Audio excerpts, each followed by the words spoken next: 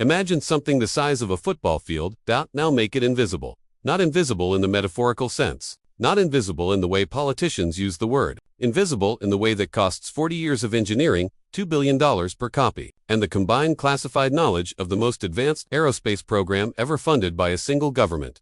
Now send it 6,000 miles from home, alone, at night, into airspace defended by Russian-supplied surface-to-air missile systems specifically calibrated to detect and destroy exactly what it is. Give it to crew members. 2, not 20, not 100, 2 people in a cockpit narrower than most living rooms, sitting side by side, responsible for everything. Tell them not to transmit anything, not to jam anything, not to announce themselves in any way. Tell them to go in, do what needs to be done, and come back. On the night of February 28, 2026, that is exactly what happened. The United States did not issue a warning. There was no ultimatum broadcast on state television. No diplomatic cables leaked to the press. No aircraft carriers positioned close enough for commercial satellites to photograph. What happened instead was quiet. Technically, operationally, deliberately quiet. U.S. Central Command confirmed that Operation Epic Fury, launched on February 28, struck over 1,000 targets across Iran in the first 24 hours. Command and control centers, integrated air defense networks, ballistic missile launch facilities, military communications infrastructure. Among the weapons employed, B-2 Spirit stealth bombers, operating from Whiteman Air Force Base in central Missouri, armed with 2,000-pound penetrating munitions, tasked with destroying Iran's hardened underground ballistic missile complexes. The distance from Missouri to Iranian airspace is approximately 6,800 nautical miles. The B-2's combat radius is roughly 6. The math. This was not a surgical strike launched from a nearby carrier deck. This was not a cruise missile volley fired from a destroyer in the Gulf. This was a sustained, long, deep penetration air campaign executed by an aircraft that most of the world didn't know was airborne, until the bombs had already hit, the doors had already closed, and the aircraft was already halfway home. That is not an accident. That is the entire point. Here's what the B-2 Spirit was never supposed to be. It was never supposed to be a conventional strike platform. It was never supposed to fly over Kosovo, or Afghanistan, or Libya, or Iran. It was never supposed to carry GPS-guided munitions against ballistic missile sites in the Middle East. It was supposed to end the world, or prevent it. The Advanced Technology Bomber program began in the late 1970s. The Air Force needed an aircraft that could penetrate Soviet airspace, not bypass it, not skirt the edges of it, but fly directly through the most sophisticated, densely layered air defense network ever assembled by any nation in history, and deliver nuclear weapons to targets deep inside the Soviet Union. The Soviet Integrated Air Defense System was a nationwide grid of early warning radars, acquisition radars, fire control radars, and surface-to-air missile batteries, overlapping and redundant, designed with a single purpose, to ensure that no hostile aircraft ever reached Moscow alive. Every American strategic planner in the 1970s understood that if war came, it would come fast, it would come nuclear, and it would require an aircraft that could walk through that grid like it didn't exist. That aircraft was the B-2. The original program of record called for 132 aircraft, enough to sustain losses, maintain global presence, and execute a full nuclear strike package against Soviet strategic targets. When the Berlin Wall fell in 1989 and the Soviet Union dissolved in 1991, the strategic rationale for that fleet size dissolved with it. Congress, reviewing a program whose primary mission no longer existed, cut the buy. Final production, 21 aircraft. Cost per airframe, research, development, and production combined, approximately $2 billion. The most expensive military aircraft ever built, produced in the smallest numbers of any major combat platform in American history, designed for a confrontation that ended before most of the fleet was delivered, to have since been lost. One destroyed in a crash on Guam in 2008. One retired after catastrophic fire damage in 2022. Repair costs exceeded what the program could absorb. 19 remain. 19 aircraft. For the entire world. Here is the question that nobody asked loudly enough before February 28, 2026. If the B-2 was built for a war that never happened, if it was produced in numbers too small to sustain meaningful attrition, if it cost more to maintain than any other aircraft in the American inventory, why does it still exist? The answer is not bureaucratic inertia. It is not defense contractor lobbying. It is not Air Force sentimentality. The answer is that the B-2 Spirit does something that no other operational manned aircraft on Earth can do. It can carry heavy penetrating munitions in large quantities through fully defended modern airspace, 2 targets buried underground, without being detected. That sentence sounds simple. The engineering behind it took 40 years. And when Operation Epic Fury required strikes on facilities buried inside Iranian mountains, hardened against conventional attack, protected by Russian-supplied air defense systems. The targeting list went to the one platform that could execute it, not because it was the best option, because it was the only option. That is the thesis of this video. And to understand why no substitute existed, you have to understand what the B-2 actually is. Radar does not lie. It sends energy outward in pulses and waits to see what comes back. Every conventional aircraft, fighters, bombers, transports is a collection of flat surfaces, sharp angles, external protrusions, and reflective materials that return those pulses directly to the transmitter. The return signal, the radar cross-section, is what places a dot on a screen. What triggers a missile battery? What gets you killed? The B-2 eliminates the return signal, not reduce it, not attenuates it to survivable levels. It eliminates it to the point where the aircraft's publicly acknowledged radar cross-section is comparable to that of a large bird in flight. I'll start with the shape. The B-2 is a pure flying wing. No fuselage, no vertical tail surfaces, no horizontal stabilizers, no external pylons, no underwing stores, no angular features of any kind. The entire aircraft, 172 feet of wingspan, 336,000 pounds at maximum takeoff weight, is one continuous, carefully curved surface. Incoming radar energy strikes that surface and deflects away at angles that do not return to the transmitter. The geometry of the aircraft is itself a radar. Countermeasure. The skin is a different problem. Even a perfectly shaped aircraft will return some radar energy from its surface materials. The B-2's outer skin is constructed from radar-absorbing composites, materials that convert electromagnetic energy into negligible thermal energy rather than reflecting it. The specific formulations are classified. What is publicly documented is that they must be applied under controlled atmospheric conditions by robotic systems during depot-level maintenance, that they degrade with exposure to moisture and UV radiation, and that the aircraft cannot be operated from a base without climate control. Hangars capable of maintaining the surface integrity between sorties. The engines present a separate challenge. 4 General Electric F118 turbofan engines, each producing 17,000 pounds of thrust, consume enormous quantities of air and produce enormous quantities of infrared detectable exhaust heat. The B-2 solves this through geometry. The intakes are buried in the upper wing surface, fed by serpentine S-shaped ducts that prevent radar from reaching the spinning compressor faces. A compressor blade rotating at high speed is an exceptionally good radar reflector. The exhaust is routed over the upper wing surface through wide, shallow channels that mix the hot gases with ambient air before they leave the trailing edge, reducing the infrared signature to levels that defeat ground-based thermal imaging at operational altitudes. The weapons are the final problem. Every pound of the B combat payload rides inside 2 internal weapons bays. Closed. Those bays are invisible, seamless with the wing surface, radiating nothing, reflecting nothing. Open. For the fraction of a second it takes to release a weapon, the aircraft's stealth profile is briefly compromised. That fraction of a second is the most vulnerable moment of the entire mission. The weapons release sequence is engineered to minimize it to the absolute operational minimum.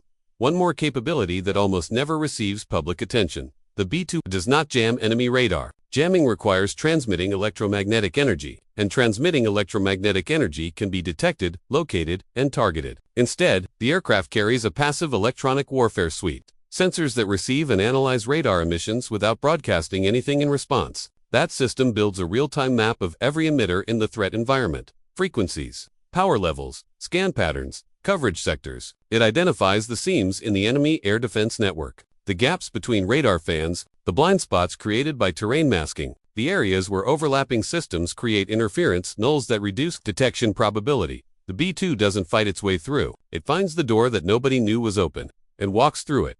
Most coverage of the B-2 stops at the stealth. The stealth is extraordinary. It is also only half the story.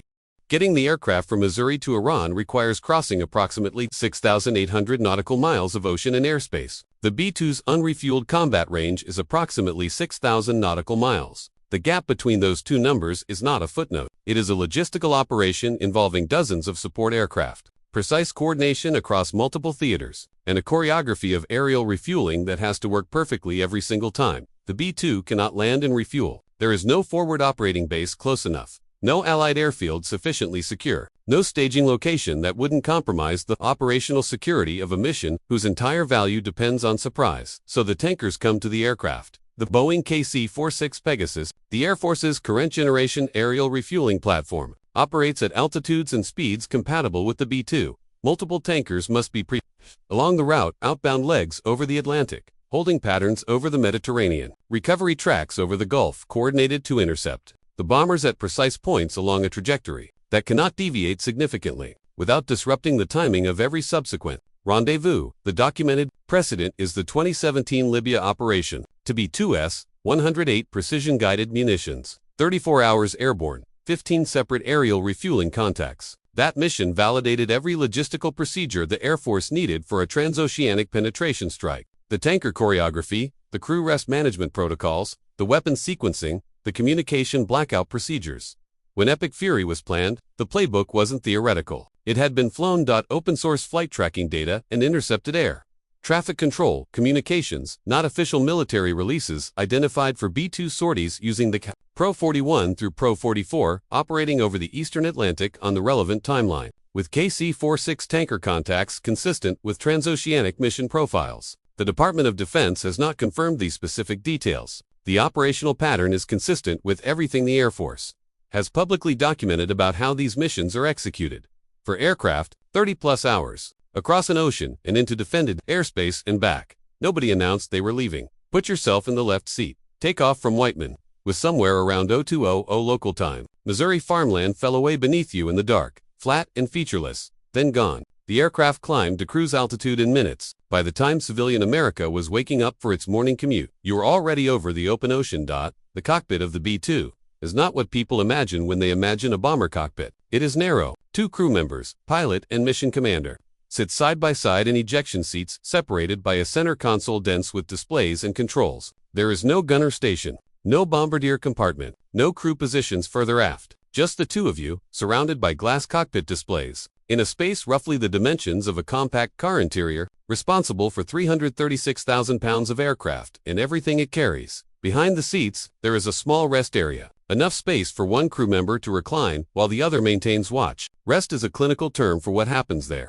You are at 40,000 feet in a flight suit, wedged into a space the size of a closet, with 4 turbofan engines cycling vibration through the airframe and the knowledge that you are somewhere over the mid-Atlantic and that the most technically demanding portion of the mission is still hours away. By hour 12, the Atlantic is behind you. The first tanker contacts are complete. The aircraft smells like a sealed cabin, recycled air, the faint chemical signature of composite materials and hydraulic fluid, and the environmental control system that has been running without interruption since Missouri. Your lower back registers a dull, continuous pressure that you stopped classifying as pain somewhere over the ocean, because classifying it as pain implies the possibility of doing something about it, and there is nothing to do about it.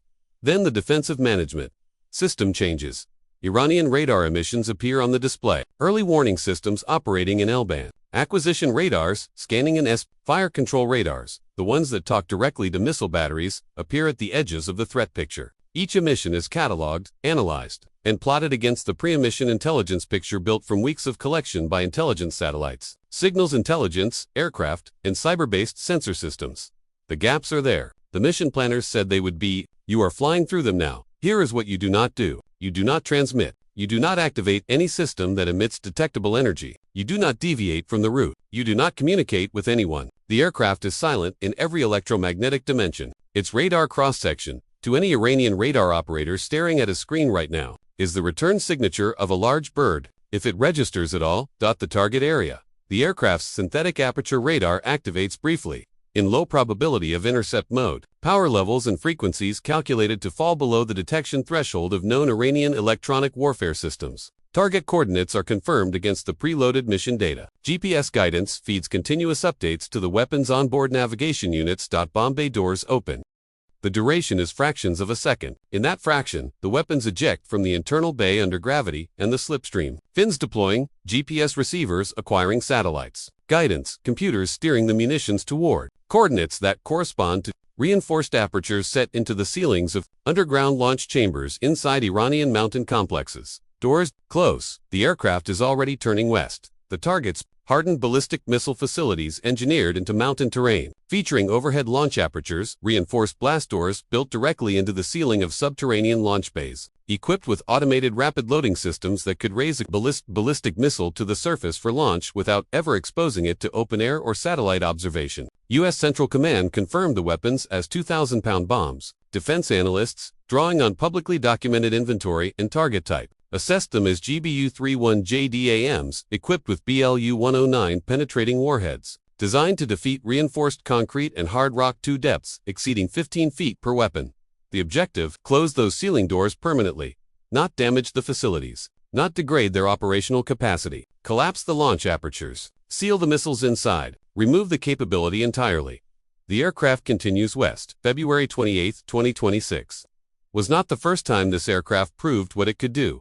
In March 1999, during Operation Allied Force over Kosovo, the B-2 flew its first combat missions, 31-hour round trips from Whiteman to Yugoslavia and back. The fleet flew less than 1% of total Allied sorties over the campaign. It destroyed 33% of all targets struck in the first 8 weeks. Read that again, 1% of sorties. 33% of targets. No other aircraft in the American inventory, in the history of American air power, has produced a ratio like that. Not the F-15, not the F-16, not the Tomahawk cruise missile. The B-2 went where conventional platforms could not go, reached targets that conventional munitions could not destroy, and did it without a single loss. The 2017 Libya mission refined the doctrine further. 2 aircraft, 108 precision weapons, 34 hours airborne. The logistical procedures for that operation became the template that every subsequent intercontinental B-2 strike would follow. The tanker timing, the crew handoff protocols, the weapons release sequencing, the communication procedures during the mission's silent phase. Epic Fury did not invent this capability, it inherited it. A capability built across 2.5 decades of operational refinement, starting with Kosovo, developed through Afghanistan and Libya, and a dozen classified operations that never made the news, and culminating in the most operationally significant use of the platform since it entered service. Every capability the B-2 demonstrated over Iran comes attached to a set of constraints that its advocates and its critics both acknowledge. 19 aircraft. That is the entire operational inventory of the most capable strike platform in the American arsenal. 19.4 Global coverage. For simultaneous theater commitments, for training, for maintenance cycles, for the possibility of attrition. Losing one B-2 is not a setback. It is a strategic event, a $2 billion airframe, an irreplaceable mission capability, and a reduction of the fleet by more than 5%. There is no production line to order replacements from. The Palmdale facility that built them is tooled for other programs. The specialized workforce that assembled them has dispersed. The manufacturing jigs are gone. When a B-2 is lost, it is lost permanently. The stealth coatings that make the aircraft survivable are also what make it extraordinarily difficult to sustain. The radar-absorbing materials degrade. They require periodic inspection, repair, and replacement under controlled environmental conditions by technicians with specialized training, using materials and processes that are themselves controlled for security reasons. Every 9 years, each aircraft is removed from the operational inventory for a programmed depot maintenance cycle at Northrop Grumman's Palmdale facility. Months offline, unavailable for operations, being rebuilt to restore the surface coatings, avionics, and structural components to specification. At any given time, a meaningful fraction of the fleet is unavailable, and every mission the B-2 flies depends on tanker aircraft that are emphatically not stealthy. The KC-46 is large, slow by combat aircraft standards, and radiates on radar like the wide-body commercial airliner it was derived from. The B-2 can disappear into defended airspace. The tankers that make that disappearance possible cannot. They hold outside the threat environment, waiting. Their vulnerability is the operational constraint that no amount of B-2 engineering can eliminate. The aircraft that can go anywhere needs other aircraft to get it there, and those other aircraft cannot follow where it goes. The Air Force has known for 20 years that 19 aircraft are not enough. The B-21 Raider is the answer to that problem, designed from the beginning with the lessons of B-2 sustainment in mind. Updated low observable materials requiring less specialized maintenance. Open architecture avionics allows rapid integration of new weapons and sensors without the multi-year multi-billion-dollar modification programs the B-2 demands. A production cost and sustainment cost profile designed from the outset to support a fleet measured in the hundreds rather than the dozens. As of early 2026, the B-21 is in flight testing at Edwards Air Force Base. Lorat initial production has begun. The Department of Defense has committed $4.5 billion to expand production capacity by 25%. First operational deliveries to Ellsworth Air Force Base in South Dakota are projected for 2027. The baseline procurement objective is at least 100 aircraft, 5 times the current B-2 fleet. The B-2 Spirits will retire as the B-21 scales. The Air Force has indicated a full transition timeline extending to approximately 2032. The aircraft that flew when nothing else could will be stood down, one by one, as their successor takes over the mission they have held alone for 30 years. This is not failure. This is the program completing its arc. The B-2 held the capability until something better existed to carry it forward. But the B-21 inherits an operational legacy it will spend decades trying to earn. It has not been to Kosovo. It has not been to Libya. It has not flown 30 hours across an ocean and through an air defense system and released weapons through a bomb bay door that was open for less than a second. The Raider will get there. The missions will come. The Spirit already made them. The B-2 Spirit was designed to end a war that never started. Built to fly nuclear weapons into the Soviet Union through the most lethal air defense network in history. The Soviet Union ceased to exist before the ink was dry on the final production contracts. The threat the aircraft was engineered to defeat simply stopped being a threat, leaving behind a fleet of 21 aircraft, now 19, too expensive to expand, too critical to abandon, and too capable to retire.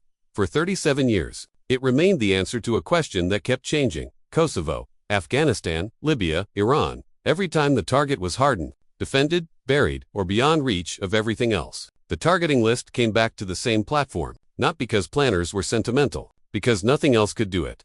On the night of February 28, 2026, 4 aircraft lifted from a runway in central Missouri. They crossed the Atlantic in darkness. They threaded through Iranian air defenses along routes calculated from intelligence no radar operator on the ground could know had been collected. They opened their bomb bay doors for a fraction of a second over mountain complexes that had been engineered to survive. CONVENTIONAL attack. They released their weapons. They closed their doors. They turned for home.